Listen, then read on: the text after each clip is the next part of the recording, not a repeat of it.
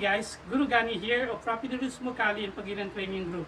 If you're new to this channel, please subscribe and click the notification bell so you will be notified whenever we uploaded new videos.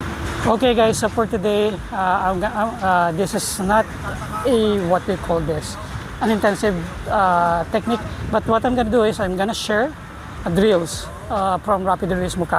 This is what we call Paekis.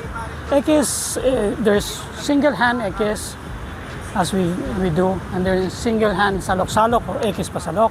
Then we have Paekis or Paekis, which is an alternating hand. So you do this, 3 and 4. So 1, 2, 3 and 4. Then the salok or Paekis pasalok. Okay, so how we do this? So what I'm gonna do is I'm gonna translate this one into an empty hand. So one of our friend from Facebook asked me to share it on YouTube. So this is what I'm gonna do. So usually I'll start with sword or stick before I translate it to empty hand. So this is how I translate it. So 1, 2, 3 and 4. Then salok 1, 2, 3 and 4. So whenever we do this, make sure that you're not going it wide. It's always on the shoulder level only. So thinner X. Then salok is same thing. 1, 2, 3 and 4. It's supposed to be aiming to the chin. You're aiming to the chin. 3, 4. So you won't gonna be doing it wide. So will I say that is more effective than the wider one? No. This is just RRK way of doing technique, that it's supposed to be thinner instead of wider. Because why? This is more of a fine motor than gross motor, which is in sparring you usually do gross motor, but in martial arts, especially for Filipino martial arts, we always aim to be in fine motors for us whenever we translate it to sparring. Instead, this is Master Henry's concept and my concept as well. Instead of practicing wider technique, then when you're afraid or when you're scared or when you're actually angry in sparring, you'll aim it more wider. So what I want you to do is train yourself to do it. So example is when you're afraid, this is you train wider, right? And when you're afraid, it becomes more wider. So what I want is to train it thinner. Then just in case you are used to it or you master it, and the moment you are into sparring, your aim will be a little wider but still on a thinner side. Okay, so that's what we want. Okay, so this is how I do it. So I'll translate it to X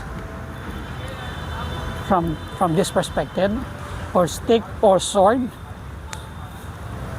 So this is a drill. It's supposed to be partner drills. Okay, not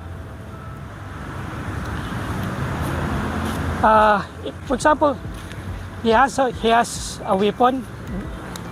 1, 2, 3, XX.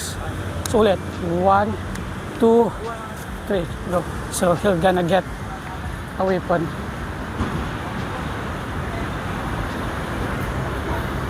So this is how I do it. Okay, so 1, 2, 3, dun muna sa taas.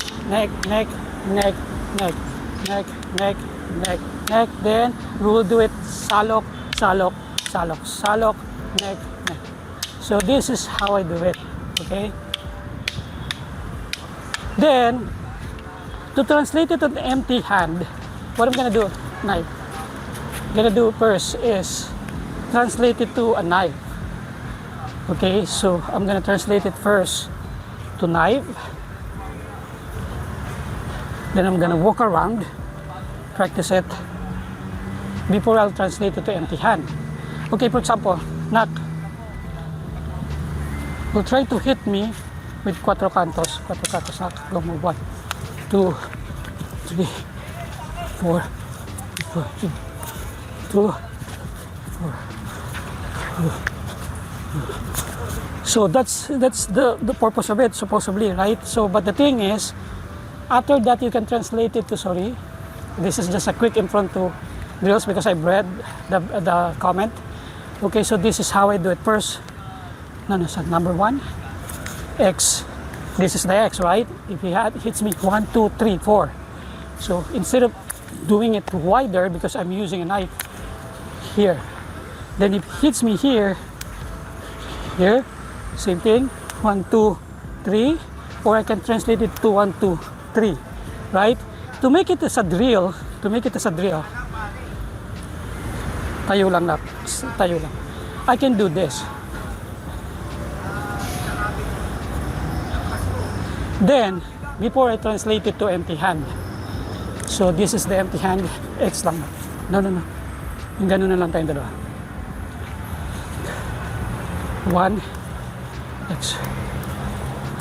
So, this is the common drills from Rapido Realismo Kali. Okay. Then, we will translate it to lower. Ulit, 1.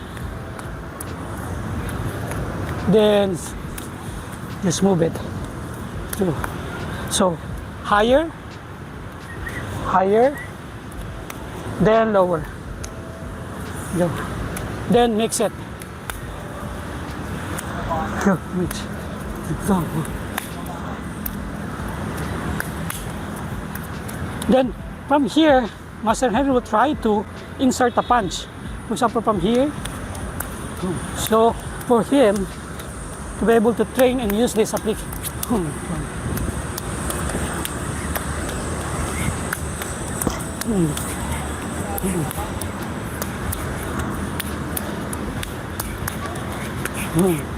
So to develop reflex,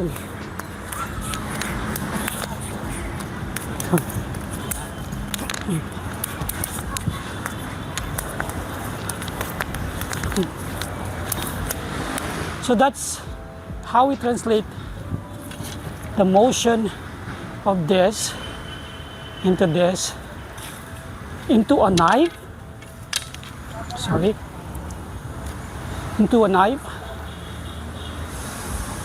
and then to empty hand, which is this. And then once you know how to use this, you'll try to insert it into a technique. For example, he punch, so slow lang. Go 1. I can use this simultaneously. From here, retract it and use a technique, or here, then insert a punch. Okay, so 1, 2, 3, 4. Okay, or stress 1, 2, 3. So from here, I can easily hit him. Then just the moment he punches, I can just insert 1, 2, here, and he punch here 1, 2. Same thing. Then if he punch 1, 2, 3, 4. So he punch on the other side 1, 2, 3, 4. So plainly, you're just translating it. But the question is, how can you apply it in reality? Well, it's all up to you. You need to train it. You need to really train it a lot and then pressure test it a lot. For example, knock. He'll punch me anywhere, anytime. Then just add some pressure. Add some pressure from here. From here. Go, punch. 2, 3. In that moment, I'm easily learning how to translate Filipino martial arts into a game, into a play, into not more realistic, but just getting into it, getting closer to what you want, getting closer to what you need. Okay, so if you need self-protection, then you need to train. Your principle must be revolving around self-protection. If you want to play around or you want to be good in martial art, then you need to train like a martial artist. If you want to be trained in the art perspective and as well as the combative perspective, you need to learn how to balance both. For example, this is, for me, is playing the concept of sport and martial arts. 1, so 1. I'm just learning how to flow from here. This is the arts way and the conditioning part. And then hippie punch slowly. 1, 2, 3. Learning how to trap. Suntok isa. 2, 3. Boom. So learning how to apply it in a slow manner and make sure that it's not actually giving you too much energy first. Then lastly, he'll try to punch you as hard as he can. Suntok na. punch, punch, punch on top, pass, go, 2, and learning how to go punch, learning, 1, go move, here, or from here, I can insert this, 1, 2, 3, 4. Then make sure in RRK we always implement the moment we try that. So 1, 2, we employ boxing. Okay, try 1, 2, X here, but make sure that you're actually touching. Okay, so again, this is an impromptu, this is unplanned, so I just want to create something for a friend. They will actually ask if I can put this as instructional in YouTube. Okay, so hope you learn. If you don't get it, please message me again. Okay, thank you, and see you on the next one.